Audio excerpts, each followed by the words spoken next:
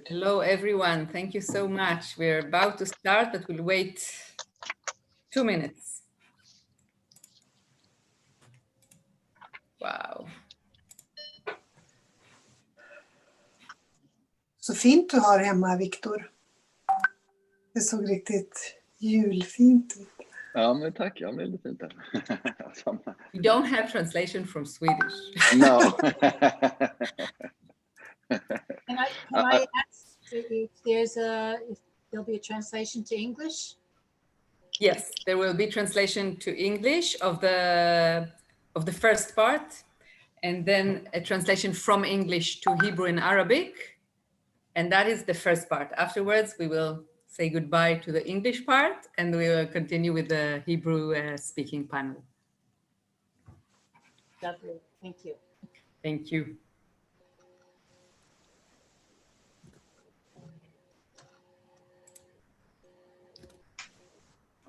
It's good. I saw that somebody was driving and was on Zoom as well. Yeah, Well, I see it's good with people interest. everywhere. נכנסות ועוד נכנסות. Yes, and we כבר have יש... many students and many activists, and I'm trying to scroll around and see who's with us.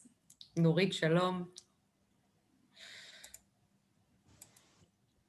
Hi, Neta. We used to say that if they threw a bomb in this space, that all the feminist movement would collapse. So this is the kind of, so it's good that we're virtual. Nobody can throw a bomb. What a way to think. Nurit, hello. Hi, I think my students are should be entering now. Wow, so we have, your students didn't enter yet, so. Oh, they're here. Now I see. Now. We are here, Nurit, we are here. We're here, okay. Hi. Wow. נטע, אני נותנת לך דקה ועולה ללייב. אוקיי, מי שמתחילה זאת סיגל. סיגל will start. אנחנו נחכה עוד רגע לסטודנטיות שנכנסות. עוד 2 דקות, כי אני רואה שהמון נכנסים, אני פשוט רואה שהמון נכנסים. אוקיי, we will wait. Mr. וולסטרום and Victor, do you hear the... הם כבר יכולים לשמוע את התרגום לאנגלית? מורן? Yes, I do. Okay. Very good.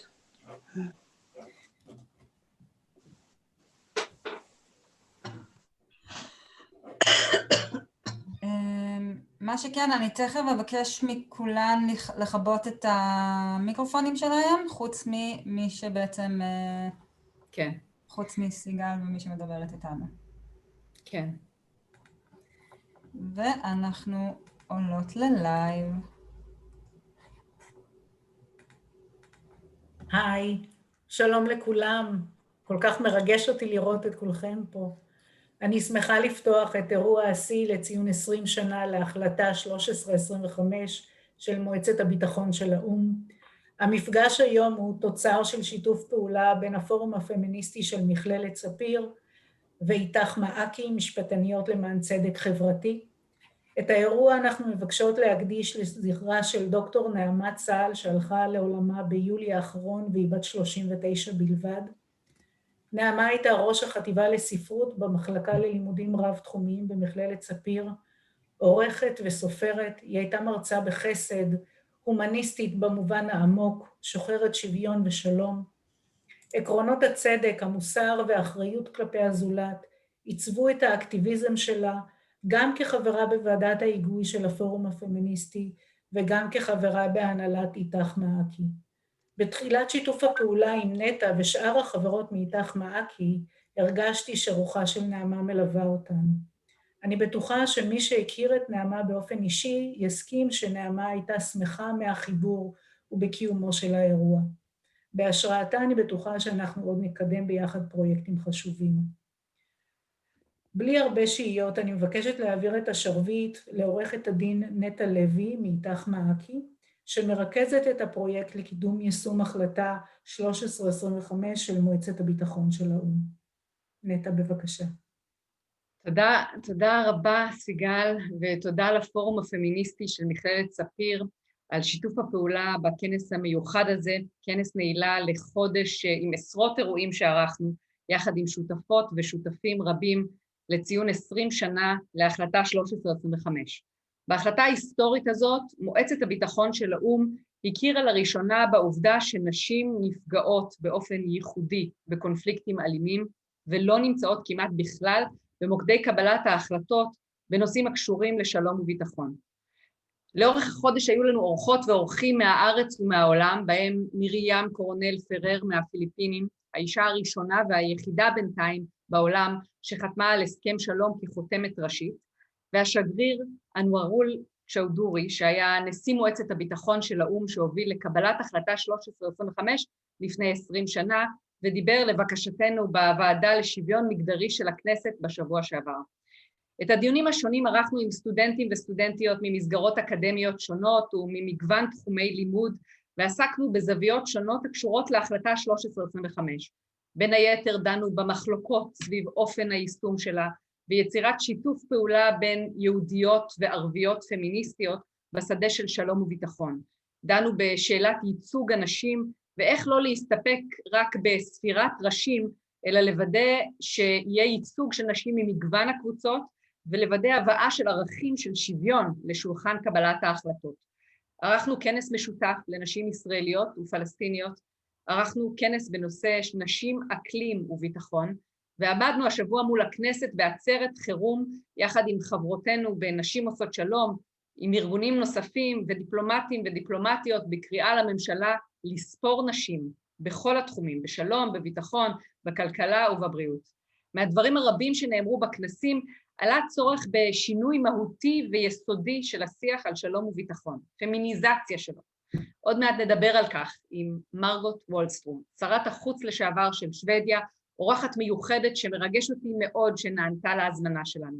וולסטרום הכריזה עם תחילת כהונתה כי תנהיג מדיניות חוץ פמיניסטית, והפכה בכך את הספרות 1, 3, 2, 5 לפעולות ממשל מעשיות. לאחר מכן נשוחח עם ויקטור נורדנחולד, במאי הסרט פמיניסטר שתיעד מקרוב את השרה וולסטרום בכהונתה, וסיפק לנו הצצה משמעותית מאוד לשאלה איך נראית מדיניות חוץ פמיניסטית בפרקטיקה. לאחר מכן נעשה זום אין, חזרה לאזור שלנו, עם פאנל בהנחייתה של דוקטור סיגל רון ומומחיות ממכללת ספיר. אבל לפני שנצלול לעומק של הדיון, כמה מילים על ושל דוקטור נעמה צל, זיכרונה לברכה, שלה אנחנו מקדישות את הכנס הזה. נעמה הייתה חוקרת, עורכת וסופרת, היא הייתה חברה בצוות ההיגוי של הפורום הפמיניסטי של מכללת ספיר, והמכללה הייתה מקום מאוד מאוד יקר לליבה. היא הייתה גם חברה במועצה הציבורית של עמותת איתך מעכי, וגם חברה קרובה שלי כמעט 20 שנה. ביחד גיבשנו הרבה מהזהות הפמיניסטית שלנו. לפני כשנה התקשרתי אליה אחרי שיצאתי מצפייה בסרט פמיניסטר.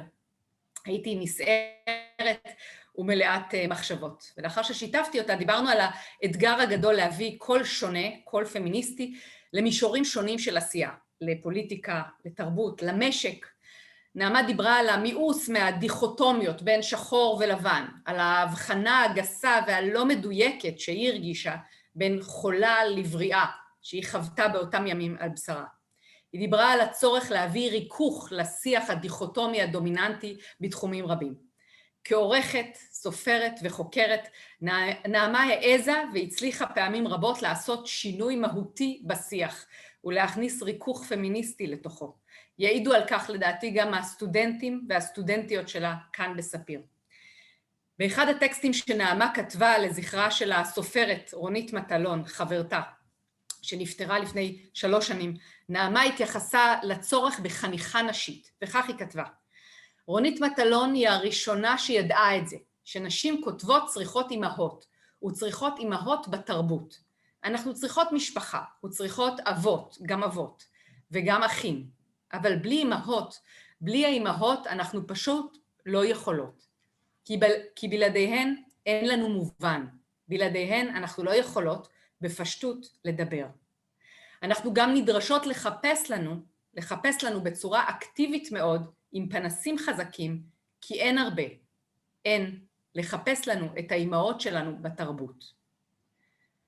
עד כאן הדברים של נעמה, והדברים האלה נכונים מאוד גם לפוליטיקה הישראלית והבינלאומית, ואולי באופן מיוחד לשיח של שלום וביטחון. יש בו הרבה אבות, הרבה אחים, ואין הרבה אמהות, וכמעט שאין מודלים לחיקוי.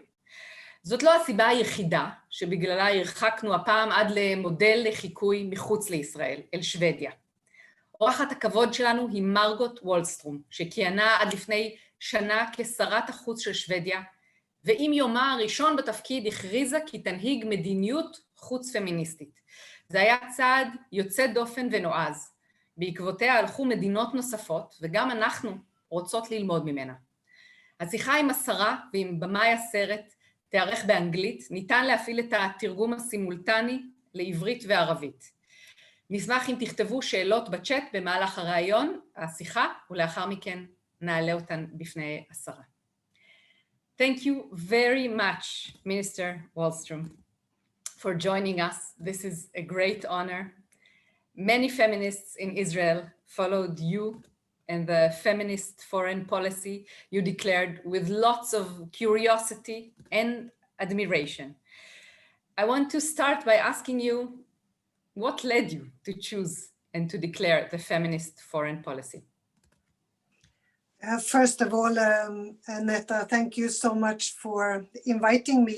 This is truly an honor and such a pleasure, and it seems like a very worthy way to honor also Nama, that I understand was as beautiful on the inside as she looked. And thank you also for asking me that question.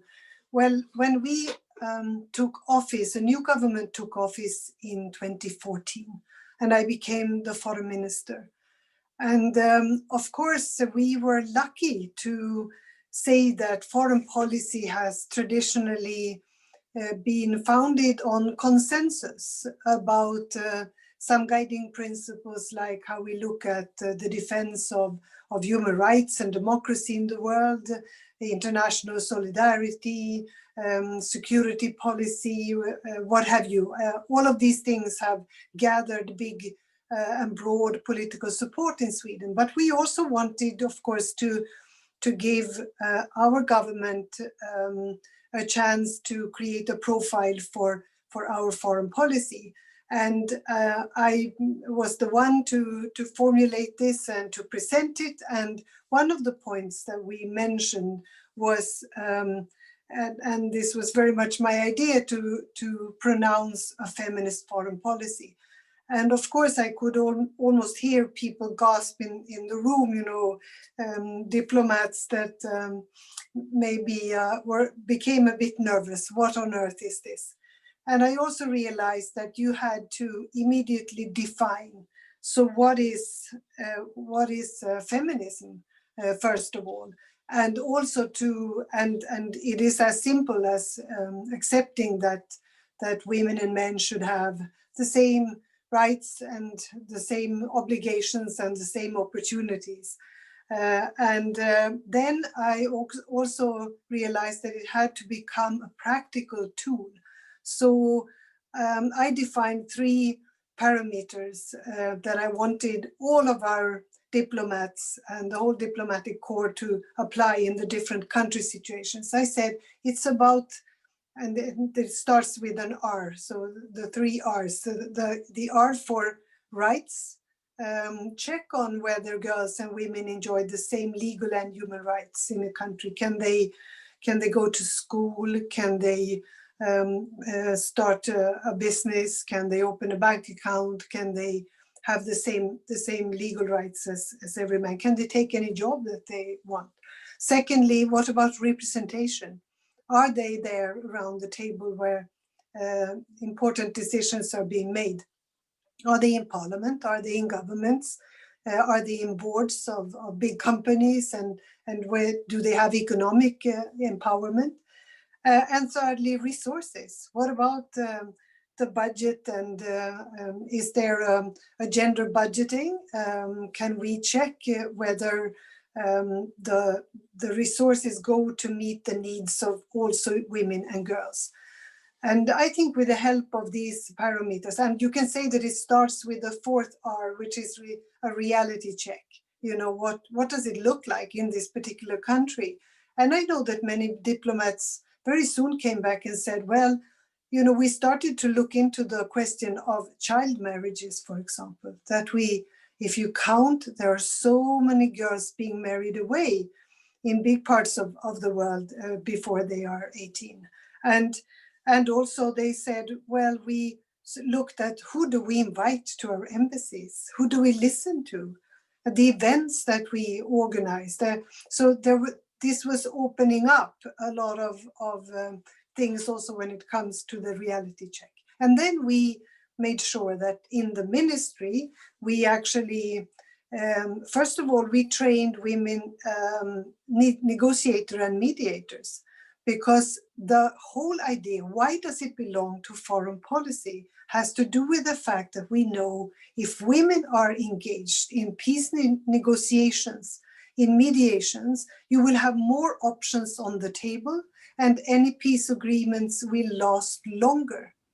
And of course, we know that reality is very few of peace agreements have a woman's signature still.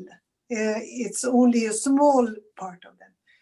So it really, we know that more women means more peace. So it makes sense. So we did that as well, created a network of women mediators and negotiators. We engaged, of course, through the Security Council, since we also gained a seat in the Security Council for 2 years. We used that to make sure that we all the time raised our hands asking, where are the women? Are they there as peacekeepers? Are they there as negotiators? Do we listen to them? We invited as many women as men to come and brief the Security Council. So you have to be consistent. And I finally, just to not make a too long answer to your question, but of course I am very much shaped by and influenced by what I experienced and encountered in my previous assignment as an SRSG on sexual violence in war and conflict. And that took me to war and conflict zones around the world. And it, as I often say, it gave me a heavier heart, but also paradoxically more hope for the future, because women do not want to be seen as victims only. They are also actors for change in their own lives and for their countries. Okay. So you bring me to my second question. When we are advancing 1325 principles in Israel, we're often facing arguments, bringing up many examples of women in Israel and around the world who are not advancing peace, nor human or women's rights.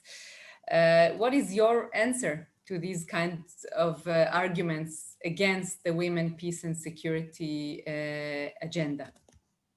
I have never argued that women are better than men.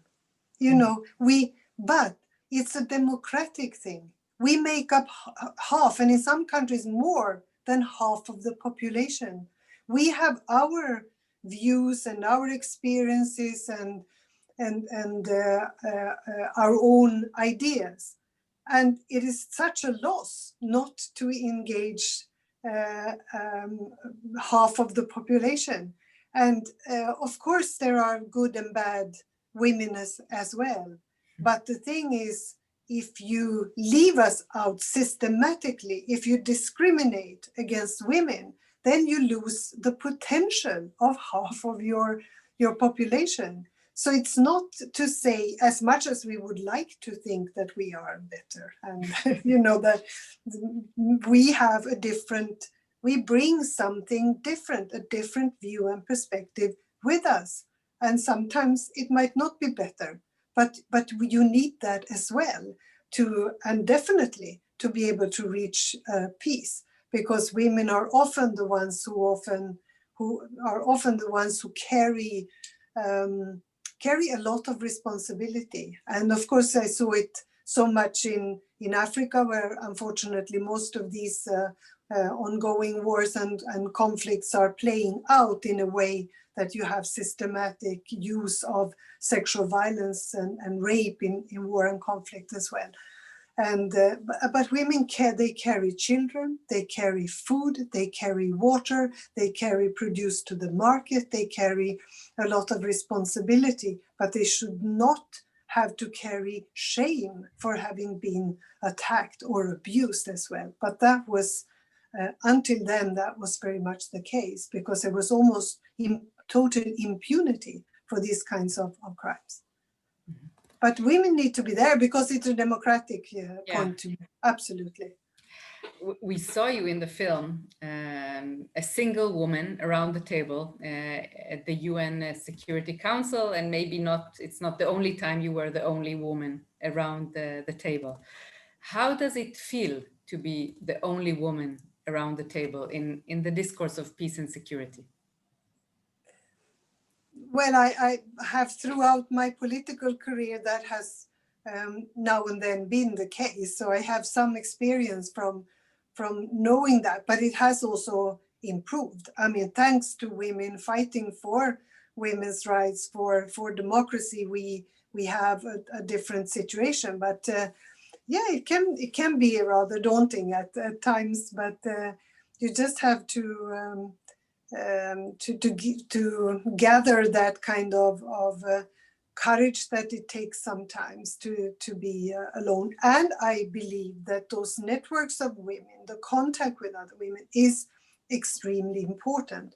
And you know, this is also why they say already at the Beijing conference for women, they said you need to gather a kind of critical mass. And they said it's around 30% where women will not only be seen as a token woman, but actually you can come together and you can form and support a policy that you really want to see. Yeah. In the film, you are quoting an old Roman saying, if you want peace, prepare for war. And you say at the UN, you don't believe in that. If you want peace, you have to prepare for peace. So how do you prepare for peace? How can the Israeli government prepare for peace? Well, it starts with all the diplomatic and political tools to use them.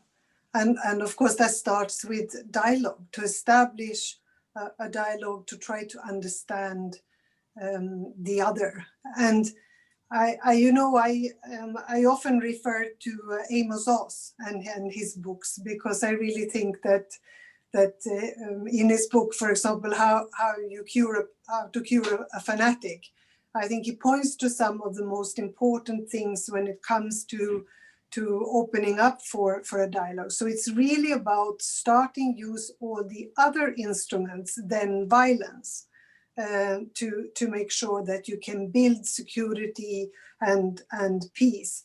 And that involves understanding that the other part also has an interest, and where can we meet and how can we compromise. So I think this is always part of it. And today there is a lot of discussion about security policy. And there is actually, in the shadow of this pandemic, because we cannot discuss all of these things without also talking about the current situation. But in the shadow of this pandemic, where people everywhere ask, well, where is the money we don't have money, countries and governments complain they don't have the money. Well, apparently they have money enough to invest in weapons. And a lot of money goes into, and I think it happens in the shadow of the pandemic. So big countries around the world are investing enormous amounts of money in upgrading and modernizing their arsenals, including nuclear arsenals, buying new weapons like the UK, or you can take any country. And of course, the big ones, the superpowers, do this all the time. And I think here is an area where women's voices need to be heard. Because how do you build proper security? Well, you fight, as I understand, Nama was for also your friend, and in her honor that we discussed this. Because if you don't fight inequality, then you will forever live in a country with insecurity. you will always have sort of those gaps between differences between people. So you build it into our society. And look at America, where so many millions of people don't have daily health care or even food. They are poor. So I think that this is the challenge for all of us. Mm-hmm. I want to take you to one of the funniest or weirdest moments in the film when Trump was threatening the North Korean leader, saying that his red button is bigger and more powerful. I don't know if it's funny or sad or unrealistic, but the feeling is that we need to create a whole new discourse that women and feminists can fit into. Do you see that happening in the near future? Can you give us an optimistic timetable for that? It takes an effort to be optimistic in those days, because there are many phenomena and many developments that seem to go in the other direction, into disaster. And that encompasses everything from climate change to environmental problems. Just this morning I listened to on the radio to a program about water and water scarcity, and we will see much more of that. And we know that we need water, we need bees, and they die, and all of this can seem like, and also the fact that we have this buildup of military capacity, including nuclear weapons and new countries. I mean, we see that Iran wants to have nuclear weapons. We know that North Korea wants it. We now hear that South Korea also want to invest in that. And we see that China and America and Russians are investing in their nuclear weapons. And so there is an existential threat that makes it difficult to be optimistic. But I also think that, to me, women represent the voice of reason. And I guess you reacted, I don't know if you have children, but I have children and grandchildren, and I come to think of children. And very much I found that President Trump acted like a spoiled child. And that at the same time that this is dead serious, of course. And in many other situations as well, where you react. And I found that women do that. That's their way of looking at things. But couldn't we do it differently? And that's why I'm saying the voices of women are missing from that conversation about peace and security. And we have to make sure that they are not stopped by being attacked in their own homes. There is so much violence against women in their homes. So that will not allow them to fully capture the role of also influencing our common destiny, because your destiny is also our destiny. Mm-hmm. Yes, I have 3 little boys whom I'm trying to bring up to be feminist men. But as you say, it's not that easy in the circumstances. And I will share with you a situation and some frustration for us in Israel from recently. Earlier this week, we held a big rally in front of the Knesset, Women Wage Peace, a very, very big movement. Itach Ma'aki and many other NGOs, MKs, and diplomats calling the government to adopt the principles of 1325. And at the same time, a few hundred meters from us, inside the Knesset, Prime Minister Netanyahu talked at an event marking the International Day for the Elimination of Violence Against Women. And he said, I'm quoting, women aren't animals that you can beat. Nowadays, we say, don't hit animals too. We understand that they also have wisdom, cognition, and feelings. We have compassion for animals, women, and animals. We have compassion for animals. Women are animals. Children are animals. Animals with rights. This poor saying leads me to my final questions before I will share with you the questions from the audience.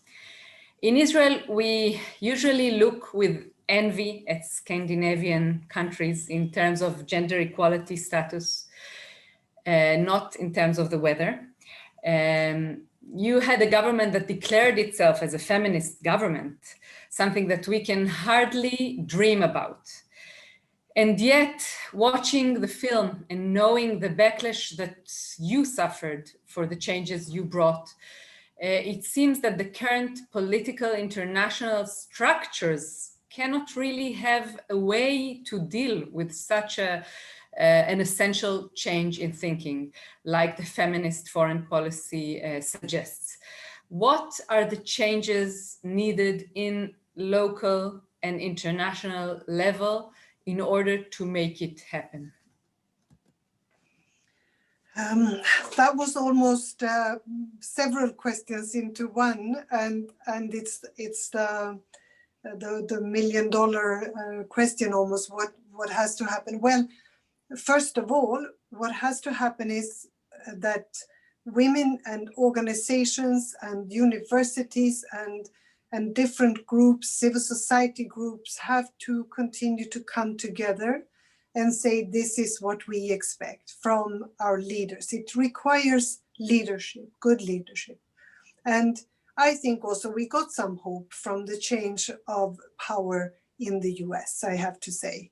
And I don't know, maybe there are many in Israel that fear that, you know, things will, maybe many thought that Trump was truly a friend of Israel and showed that in different ways. But I think that you will see that also the Biden government cares about the situation in Israel and the situation in the Middle East. And I hope that he and his cabinet will be more open to see the bigger picture and how to create also dialogue and a way forward that will bring more of understanding and a better dialogue forward. I think women have to continue to fight for their rights. I hope that both the UN as well as the European Union and other regional organizations will take this on. I think we have to use opportunities like this to put the spotlight, shine a light on what goes on in daily lives, and also see that this is not only the right thing to do, but it's a smart thing to do. This is better from all aspects to bring women into decision making. And you have to be what you do when you stick your neck out, as I did and as the government did by pronouncing that we would pursue a feminist foreign policy, was that you also create expectations, because people will stop, well, what does that mean? And are you really a feminist government? Well, we had to show that we were 50-50, men and women in the government, which we are. We had to make sure that we appointed women as ambassadors, that they could be promoted, which we have done. So we had to prove that we were serious about this, and that helps to drive things as well.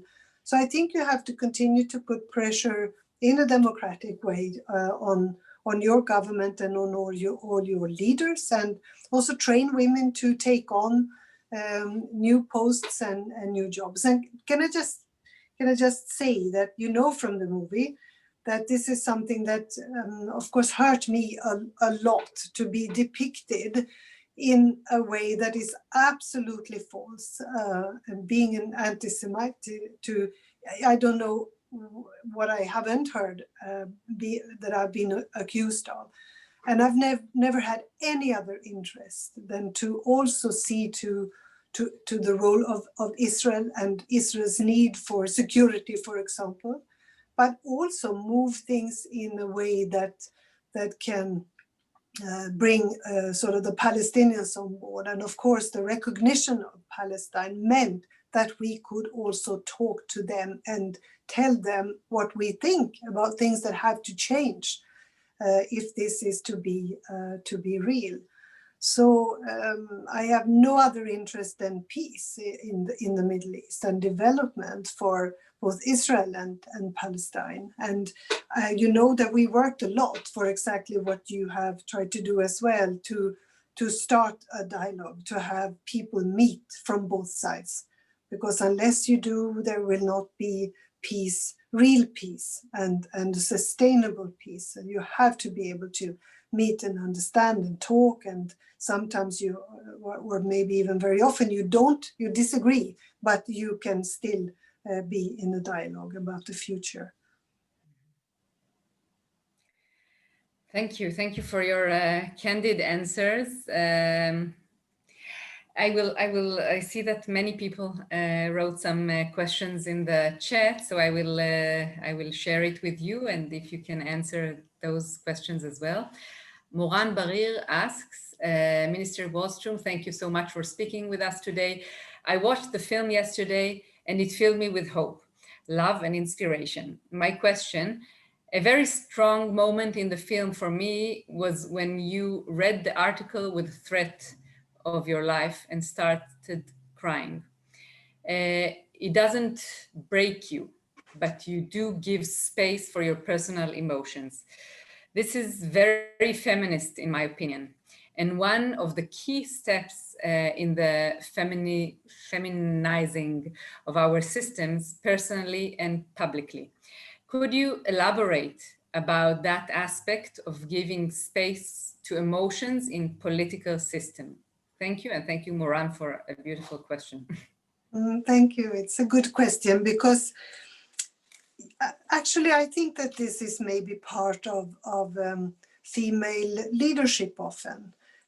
And I've seen that those women, it has often been said that those countries that have women leaders have, during the pandemic, shown sort of better, being able to better deal with the pandemic. And of course, New Zealand is an example, but also how Angela Merkel in Germany and others have dealt with it. And what I think they do is they do it in their own way. They find their own expression for all of this, both the emotions, they are not afraid of that, but they also, and they trust science. They have nothing against sort of listening to the experts and then make their own decisions. And they dare to show emotions sometimes. And so I think that is, I don't know, at that point I was just overwhelmed, because it was, you know, when it hurts your family, that's worse. Then you know that you take a risk these days to become a leader and a visible leader. But it's when it hurts your family, that's the worst. Sorry, yes. Yes, I think that here in Israel, we often say that violence against against women in politics is harder or difficult or more below the belt than towards men in politics. I will continue to Yofi Tirosh question. Yofi commented in the beginning about how it was inspiring to watch you. Despite the election results in the US, says Yofi, we are still in a post-truth and populist era, which tends to go hand in hand with sexism and misogyny. How to suggest talking to women who support these sentiments against their interests as women? Yeah. Well, this is, yeah, it's true not only in the US, but there it has come to us through all the television reports and all the videos and what have you. We've seen it play out in front of our eyes, that you can have totally opposite ideas about what is the truth. And I think that would be the most dangerous and the most difficult task for a new president, to start to bridge that divide. And I really think if you haven't seen The Social Dilemma, then you have to do that, because first of all, maybe we have to start to cut some things out, and we have to open up also to read what others think. We cannot stay in our own bubbles. And again, goes back to what I said about political tools and dialogue and diplomacy. We have to use that more. And leadership again. We need leaders who can help to bridge those divides and overcome those gaps. But I really don't know exactly what is the most effective at the moment. And social media has a big role to play here. And where do you start to unwind? Maybe we should just cut a little bit out and instead meet with people in person, or with people that we haven't seen or listened to before.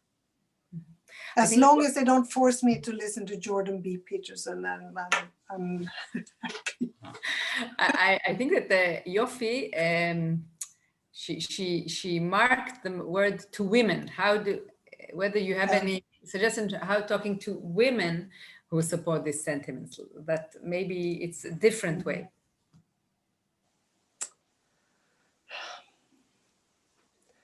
I don't know. I think, very often the way to engage with women is to talk about the future of their children.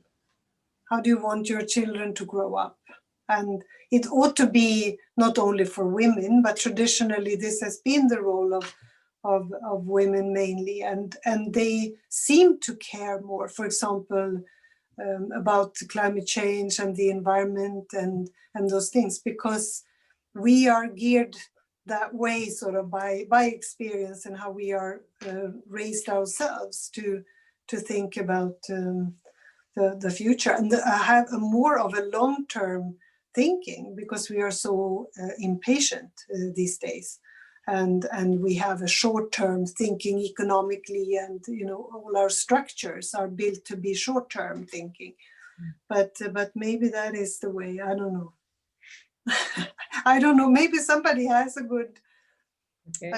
We'll good try answer. to work it. Aviva asks, thank you for being with us today. Can you give a concrete example of a meaningful impact on a problem due to the participation of women in decision making, maybe from your tenure? You mean in my country or overall? She doesn't ask in your country, from international, from different arenas that you... Yeah, I can give a good example. Because when the peace negotiations in Colombia started, women were not involved fully. They were not part of the negotiation delegation that was placed in Cuba. Women got very upset, and women's organizations started a debate in Colombia about this, and they really demanded a seat at the table. And they also said they also made it possible to do a lot of events that engaged and listened to victims of the violence. Because normally in a peace negotiation, it's the warring parties. It's the men in uniform, those who have carried weapons, often in a conflict or a war, that sit together and then agree on how to share the spoils, so to say. But here women said, why don't we listen to all of these women? Because they are victims. And I remember that woman, when I traveled to Colombia, she came and she had made like a plastic band with a couple of photos, and it was her daughters. And she said, one daughter I know is dead. The other is missing, and I don't know where she is. Since many years, I don't know who took her or where she is. I will carry this until I know. And she said, but we haven't been given a voice. All of those who are affected, we are also victims of this conflict. So the whole peace process had to start these consultations with and invite victims. And there are so many, there are millions of these victims, but they started to do that. And in the end, women also had a seat at the table and a peace deal came about. And what happened when they took a seat at the table, they brought issues up like, well, if you don't deal with land use or land rights, there will never be peace, they said. And what do you do with all of those that then hand in their guns in the demobilization and so on? What happens with those? What can we do? So they came in with another perspective that was extremely helpful to the peace process. Not that it is perfect at all, and there are setbacks all the time, but they definitely fought for their right to have a seat at the table. Yes, I must tell you that we are, in promoting 1325 in Israel, we are using and referring a lot to the Colombian example as an inspiration, because in some ways people in Israel can relate to it more than other conflicts, perhaps, I'm not sure. Hadass Ben Eliyahu is asking a very interesting question, in my opinion. Do you see connection between a feminist foreign policy and the level of gender-based violence in Sweden itself? Every country in the world, unfortunately, experiences gender-based violence and domestic violence.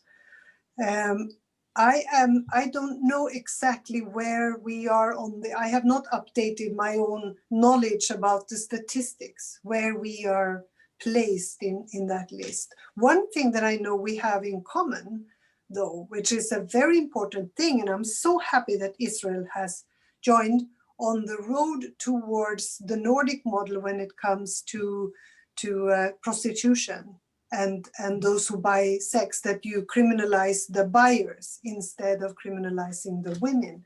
And I really applaud you for doing that. This is the way forward. And not that any system today is perfect, because we are dealing with such enormous, strong, powerful, very often illegal forces, and I mean money. Big money invested in this, but this is the right approach to it. So I of course think that in a society where you have more where you have both a legal framework that protects women, and you have more of awareness, and you have a society with higher respect for women, I hope also that we will be able to bring the levels of violence down. Mm-hmm. But maybe somebody else has the current statistics about where we end up in the global comparison. Okay, we will look it up. Hannah Safran, I think we'll have time for 2 more questions. So Hannah Safran is asking, would you agree that the term feminist is crucial? Margaret Thatcher, a woman, and so was Golda Meir, and their policies were totally militaristic. The words of Hannah Safran. Well, it was very important to choose that word. First, because you then had a chance to tell everybody what the dictionary says about what it is. So you can tell that to the world, but also because if you choose something less sort of controversial, then I think it wouldn't have been noticed. But now we have at least 5 countries that have followed in our footsteps, and we have a lot of interest. So it often starts with ministers or ambassadors saying, help me to understand, what is this? Why does it belong to the foreign policy? Why is it a feminist foreign policy? Because you can say, well, very often we've had gender equality when it comes to development or aid policies. But that is more or less a given. But why does it belong to the foreign policy? Because more women means more peace. The facts we have, the statistics we have, show clearly that when women are involved at every stage, as 1325 says, then you will have a better chance of reaching to peace and also keeping peace in a country. Mm-hmm. Thank you. Miri Sharon is asking, in the movie, during the meeting with women in Afghanistan, you tell them they should create their own coalition. What would you recommend to women peace movements in Israel to become more effective and influence, or maybe how, and to influence the government? I don't think I am the one to give to give advice. I think you know the situation best. I can only encourage you to sort of fight on and struggle on. And I only know very powerful, fantastic Israeli women. I mean, you know what it is. You know fear, because that has been always a part of your lives and your history. You know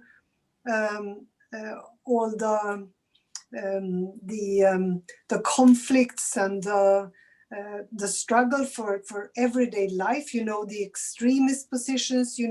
I think you know how to negotiate and to mediate and to do all of the things that are necessary. So, but you have to fight for a seat at the table, in the government, in the Knesset, everywhere. You have to make sure that you get to that critical mass. And sometimes I think that women in a country can have sort of a too ambitious agenda. I think you often have to start with a few things. To say, well, we have to start with the issue of violence against women, because the minute you fear being in your own home, how do you dare then to take on a bigger role? Or if it is, the fact that that there is so much discrimination against you taking certain jobs or not having the same salary, being paid the same thing. So maybe you have to make that kind of sometimes a shorter agenda, and not ask that all men immediately sort of become feminists, because it will not happen that way. It will take some time, and you might have to just prioritize. But that is just I am not the one to give many advice.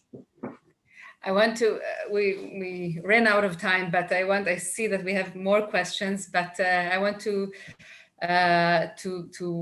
use one last question to one of the participants, Palestinian colleague from the Jerusalem Center for Women, Fadwa El-Shair. She asks how the international community helps the Palestinian women to be secure in their life and daily life, and while suffering from the military violence. Well, this is the thing for sort of both sides here also. In Israel, of course, women feel that if they can't walk in the street without having fear of being attacked or something that violent will happen to them. Palestinian women who also fear for being displaced from one where they live, or the kind of violence that they feel also against their whole existence. I think that this is where there has to be a dialogue, where you have to meet and continue to insist on finding these meetings and talking about it. And I think it's very important for the European Union that engages so much, as well as the UN, of course, but especially for the European Union, to stay united and to also engage in such a way that we will continue to insist on a two-state solution, as you know. as remote as it may seem, we still think that that's the only realistic scenario for the future. And it means that we have to be able to meet somewhere. And we were engaged in projects then, Sweden, in making sure that civil society organizations could meet. But this became more and more difficult, unfortunately. But we were in contact with, I think, 500 different organizations, both Palestinian and Israeli. And I think that is the way, that's how we have to do it. And it starts with children also, and young people. What do we teach them? So yeah, there is so much on the ground that has to happen also in ensuring that you can be safe. I thank you very much. I wanted to say just that among the students that participated in several of our events were students for education, I mean students studying to be teachers, because we, as lawyers, women lawyers, and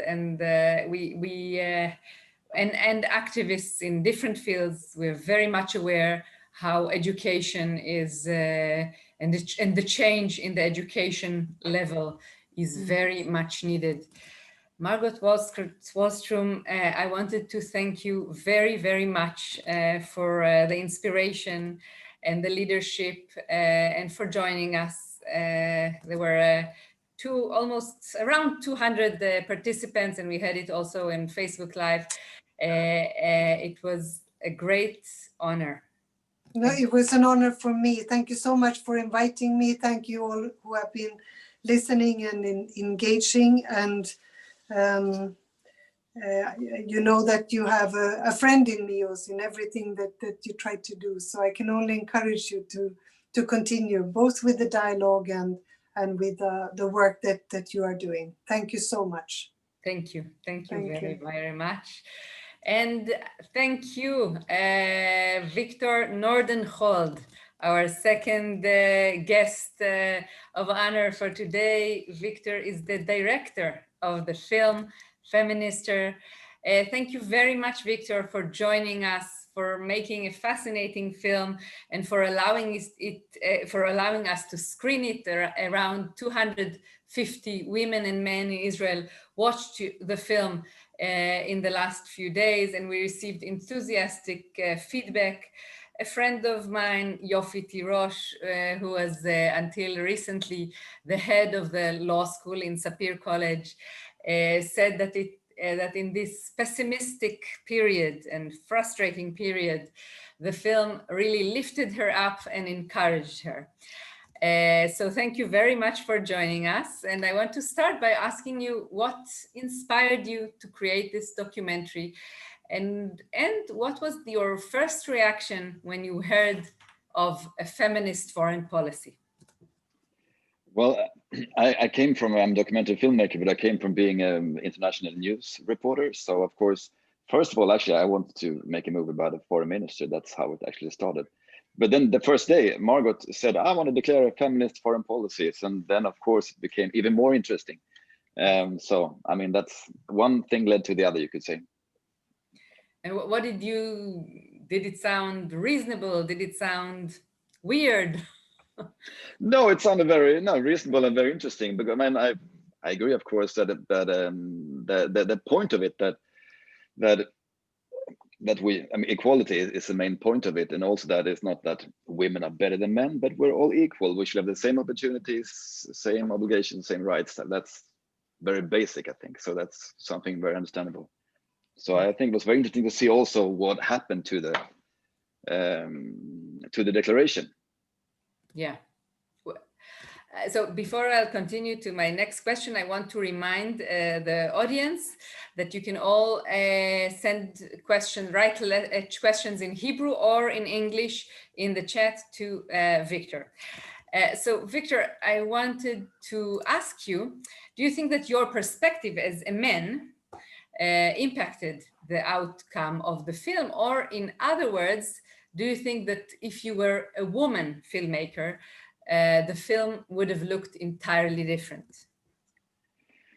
I don't know, it would have been entirely different, but of course, I think it would be different. I mean, I am who I am. I cannot change who I am, I think. So even even though I think I'm a feminist, I'm still a man. So of course I think it would be different, but also it'd be different because you're a different person. So it's hard to say exactly, but of course, I mean, sure. I mean, it would be strange otherwise, I think, if we, but also I used, of course, because I was a man, I also used many women editors in the movie to help me also to have a sort of a perspective in that biological way as well. I heard many Swedish men declaring themselves as feminist men. I wonder, what do you drink? What do you have in your water? But this is not my question, although you can answer that too. I wanted to ask you about the name of the film. Feminism is a word that often intimidates people. And by naming the film Feminister, did you have any fears of negative effect? And do you have numbers of how many women compared to men watched the film? And did you notice a difference in response from each gender? First, but how many men are calling themselves feminists? But I think it's that the word is not so that strong in Sweden, maybe as I mean, a different value in the word where you go, I think. So I think you can actually be that without, I mean, but of course, somewhere, and it's still also in Sweden, maybe it's still controversial, I'm not really sure, but the name, the Feminister, was my friend Martin Dexelius actually who came up with the title, because that was very, but directly to of course that's a perfect title. But it's maybe the same as the feminist foreign policy, because actually it's also a title that says something, and it's a play with words, and it says something, and I think it tells the whole story somehow. So I was not afraid. I thought it was brilliant directly. Then it's something to have a punchline, so to speak. And but I think it was a little bit different reactions from men and women when seeing the film. I think the reviews, the papers, there were more positive women and less positive men, I think, sometimes. So I think it was different. Yeah. But I don't have any statistics about it. No, I don't have any statistical examples, but I just have this feeling that there was more stubborn old men that didn't like it, and maybe. I'm not sure, but there's no statistics. I must admit that I met you in a screening of the film in real life a few months before the whole COVID-19 ruined our plans, and there were, I think, almost only women in the audience. So this is why I ask you if you know the data about how many women compared to men watched the film. No, not, but in other places it has been actually, I don't know, 50-50, but many men. So it hasn't been like only women. No, I don't think that's how it had been, was. But of course, yeah, majority maybe. But I think it's been interesting from men as well. So yeah. Sure. I found the language of the film very feministic. You followed the minister closely and intimately, but you don't intrude or pry into her personal issues. And as a viewer, I felt as if I was part of her team and their deliberation with her. Do you feel the same way? Or do you think that it would have looked the same? Actually, the question is, do you think whether it would have looked the same if the minister was a man? Well, it's so hard to say that. If she was a man, it's hard to, honestly, it's very hard to answer. But the thing, how to do it, I mean, how to portray, that was a feministic way of portraying. And yeah, I think I really want to do a film about a working human being, and the work should be the main thing. And that's also why I think when we actually end up in Margot's home, end up a little bit about private life, that was actually in the end of the film and not in the beginning, because it was very important to show the working person. That was very important. And maybe in some very traditional way of portraying a women leader would be that you choose the personal life first and to go in that direction. But I think I want to do the other way and to make it to make it really sort of the working person first and then the private. And then, of course, I think that it's always this balance. You should be personal, but not private. That's always a good way of thinking, I think. And I think it was also very easy to be personal with Margaret Wallström because she actually opened up as well a lot in her, also at work, I think. She, as you said earlier in the interview here, that she showed her close emotions. She let her close emotions show, but then go back to politics. And Margot said that that was something that was maybe typical for female leadership, and maybe that is the way. And I mean, that's very visible in the film in a way that you can cry and you can be hard and you can be the whole human being. You can have the whole spectrum. I think that's important. And then I think she really has it, and I think that shows in the film. Yeah. I have one last question of mine, and then we'll have time for 2 questions from the audience. My last question is actually in the beginning of the film, you're writing, trying to make a difference, knowing that principles have a cost. Were these your fears when you started filming, and what do you think were the costs? But I think it was more my interpretation of the whole film, I think, or the whole idea of Margot's way of doing her job, I think. I mean, that was whole the declaration, of course, of the feminist foreign policy, and some other decisions were very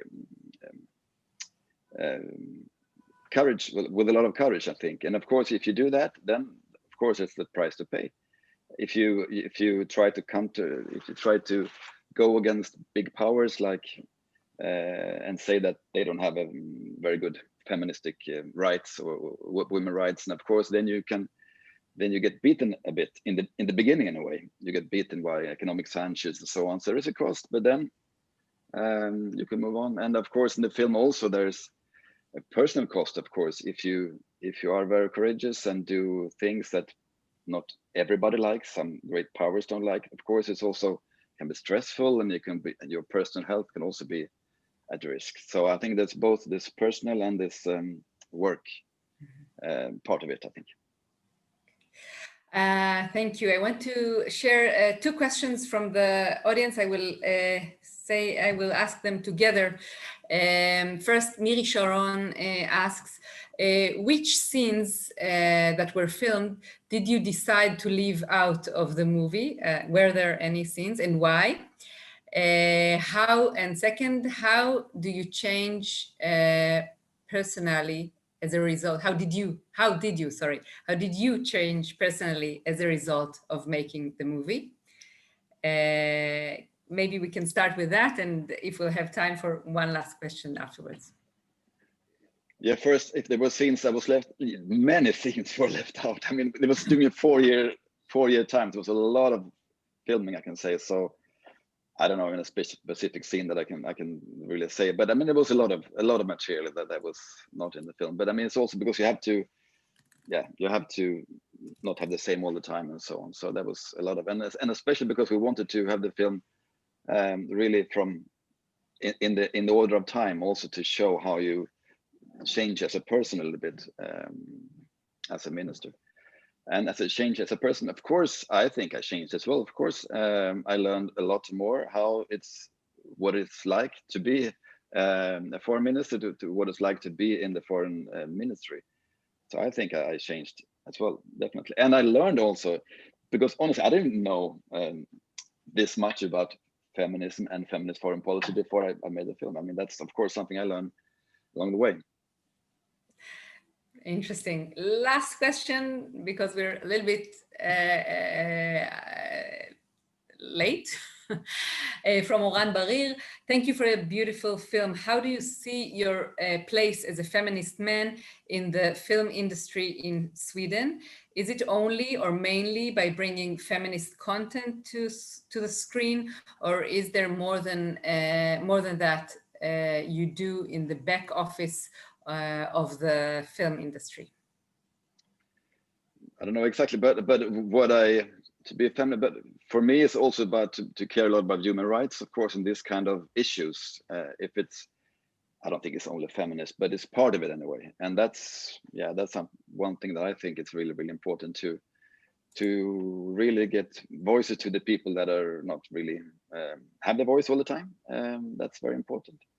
And also maybe sometimes also to question the people, the mansplaining people and so on, and to also to always be in doubt. I think that's very important as a filmmaker and as a person. I think to always think, well, maybe is it really sure? Maybe there is another way to do it.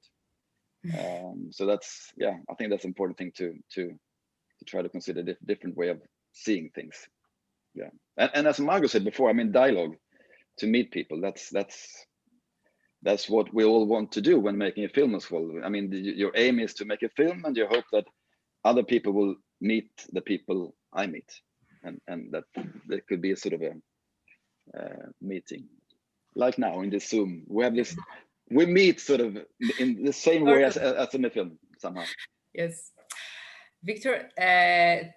Thank you very much. I must admit that I was also a foreign affairs correspondent and also a documentarist, and I enjoyed it also from all angles, the film, as a documentarist and as an activist in promoting 1325. I think the word, I think the process you described now about learning about it was fascinating, and I think we saw that in the film. We want to thank you on behalf of all of us and all the almost 200 people in the audience. Thank you very much, and thank you for a beautiful film. By that, we are finishing the first part, the English part of our conference. Thank you very, very much, Victor. Thank you. And I just want to say thank you very much for letting me and for showing the film and showing all your engagement in this. It's fantastic. And also actually thank you, Margot, if she is still there. I think that also, because it's not easy to be a politician, to actually let a filmmaker to film so much anyway, and to open up and to be it demands a bit of courage, I think. So I think it's also her courage that made you all see the work and see how what it's like to be a foreign minister. Thank you very, very much. Thank you very much, Victor. Thank you very much, Mרגוט וולסטרום. It was an honor. And now, ועכשיו, אנחנו עושים זום אין לאזור שלנו, ואני שמחה מאוד להזמין את דוקטור סיגל נגר רון, ראש הפורום הפמיניסטי במכללת ספיר, שתנחה את הפאנל הבא. שלום סיגל ותודה. נטע, תודה רבה, תודה על השיחה המרתקת עם השרה לשעבר מרגוט וולסטרום, אישה מעוררת השראה, ותודה גם לוויקטור נורדן הולד, תעזרי לי נטע, את למדת את זה? נורדן הולד, right, ויקטור? כן. תודה רבה על סרט באמת שסייע לחשוף את הפעילות של וולסטרום לציבור הרחב, וכמו שאמרת, אנחנו עכשיו נפנה לפאנל שלנו, ונחזור אל המקומי, אל המציאות הישראלית. בפאנל שלנו השתתפו החלמה פרץ, תושבת העיר שדרות, סגנית מנהל המכינות בספיר, דוקטור ראויה אבו רביע, חברת הסגל בבית ספר למשפטים בספיר, ויוליה שובצ'נקו, שהיא חוקרת הגירה